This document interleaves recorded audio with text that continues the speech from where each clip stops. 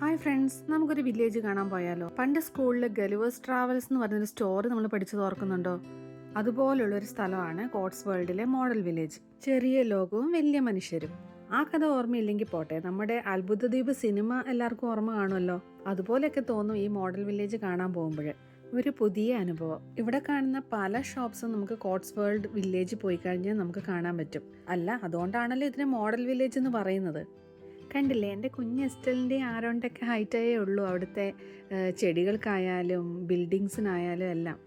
കോട്സ്വേൾഡിൽ നമ്മൾ ആദ്യം പോയതും ഈ മോഡൽ വില്ലേജ് കാണാനാണ്. ഒരാൾക്ക് 4 പൗണ്ടാണ് അവിടുത്തെ ചാർജ്.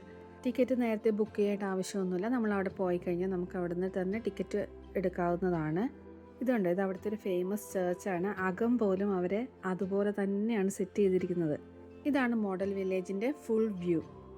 ചെറിയൊരു സ്ഥലത്ത് വളരെ ഭംഗിയിൽ അവർ സെറ്റ് ചെയ്തിരിക്കുന്നു. നെക്സ്റ്റ് ഞങ്ങൾ പോയത് ബേർഡ് ലാൻഡ് പാർക്ക് ആൻഡ് സാങ്ച്വറിയിലാണ്. നമ്മൾ കയറി വരുമ്പോൾ തന്നെ ഇതുപോലെ പെൻഗ്വിൻസിനെയാണ് നമ്മൾ കാണുക. ഫസ്റ്റ് മോഡൽ വില്ലേജിൻ്റെ തൊട്ടടുത്ത് തന്നെയാണ് ഈ ബേർഡ് സാങ്ച്വറി ഉള്ളത്. അതുകൊണ്ട് അവിടെ കയറി കഴിഞ്ഞാൽ നമുക്ക് തൊട്ടടുത്ത് തന്നെ ഇവിടെയും കയറാം.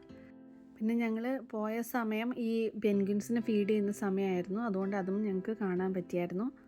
പിന്നെ ഞാൻ ആദ്യമായിട്ട് കണ്ടൊരു കാര്യം അവിടുത്തെ ഫ്ലമിംഗോ ആണ്. ഒരുപാട് ഫ്ലമിംഗോസ് ഉണ്ടായിരുന്നു അവിടെ. പിന്നെ അവിടെ അവർ സെറ്റ് ചെയ്തൊരു ജുറാസിക് ജേർണി എന്ന് പറഞ്ഞ് കുറച്ച് ഡൈനോസേഴ്സിൻ്റെ പ്രതിമകളൊക്കെ വെച്ചിട്ടുള്ള ഒരു കാര്യമാണ്. അത് പിള്ളേർക്ക് ഇഷ്ടപ്പെടും. നമുക്ക് പിന്നെ അത് അത്ര വലിയ കാര്യമായിട്ടൊന്നും തോന്നത്തില്ല, കാരണം എല്ലാം പ്രതിമകളാണല്ലോ. പിന്നെ നമ്മൾ അവിടുന്ന് നേരെ ആ വില്ലേജിലോട്ട് നടന്നു. നമ്മളവിടെ മോഡൽ വില്ലേജ് കണ്ട എല്ലാ കാര്യങ്ങളും നമുക്ക് കാണാൻ പറ്റും. പിന്നെ ആരോൺ നല്ല ഹാപ്പി ആയിരുന്നു.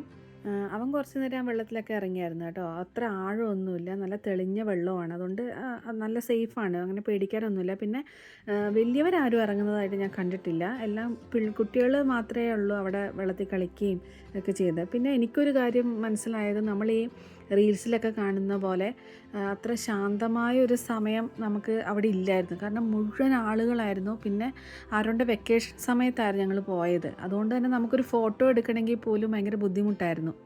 അപ്പോൾ എനിക്ക് തോന്നുന്നു നമ്മൾ റീൽസിലൊക്കെ കാണുന്ന പോലെ നമ്മൾ കാണണമെങ്കിൽ തിരക്കൊന്നും ഇല്ലാത്തൊരു സമയത്ത് വേണം നമ്മളവിടെ പോകാൻ. പിന്നെ എനിക്ക് പറയാനുള്ളൊരു പ്രധാന കാര്യം ഫുഡാണ്. നമ്മൾ കുഞ്ഞുങ്ങളെയും കൊണ്ടൊക്കെ പോകുമ്പോൾ കുറച്ച് ഫുഡ് കയ്യിൽ കരുതുന്നത് നല്ലതാണ്, പ്രത്യേകിച്ച് ഇതുപോലെ വെക്കേഷൻ സമയത്ത് പോകുമ്പോൾ. കാരണം ഞങ്ങൾ ഒത്തിരി നേരം ക്യൂ നിന്നിട്ടാണ് ഞങ്ങൾക്ക് ഫുഡ് കിട്ടിയത്. ഒരുപാട് ഹോട്ടൽസും റെസ്റ്റോറൻറ്റ്സും ഒക്കെ അവിടെ ഉണ്ട്. പക്ഷേ ഈ തിരക്ക് കാരണം എല്ലായിടത്തും ഭയങ്കര ക്യൂ ആയിരുന്നു. പിന്നെ പറയാനുള്ളൊരു കാര്യം പാർക്കിംഗ് ആണ്. പാർക്കിംഗ് അവിടെ ഓൾ ഡേ പാർക്കിംഗ് 6 പൗണ്ടിനുണ്ട്. അതല്ലാതെ തൊട്ടടുത്ത് നമ്മുടെ നോർമൽ പാർക്കിംഗ് ഒക്കെ ഉണ്ട്. പക്ഷേ ഈ ഓൾ ഡേ പാർക്കിംഗ് ആണ് നമ്മൾ അവിടെ ഒരു ദിവസം മുഴുവൻ കറങ്ങാൻ ഉദ്ദേശിക്കുന്നുണ്ടെങ്കിൽ നല്ലത്. അപ്പോൾ ഇത്രയും കാര്യങ്ങളാണ് എൻ്റെ ഈ ചെറിയ ട്രിപ്പിൽ എനിക്ക് പറയാനുള്ളത്. ഇനി അടുത്ത വീഡിയോയിൽ കാണാം. ബൈ.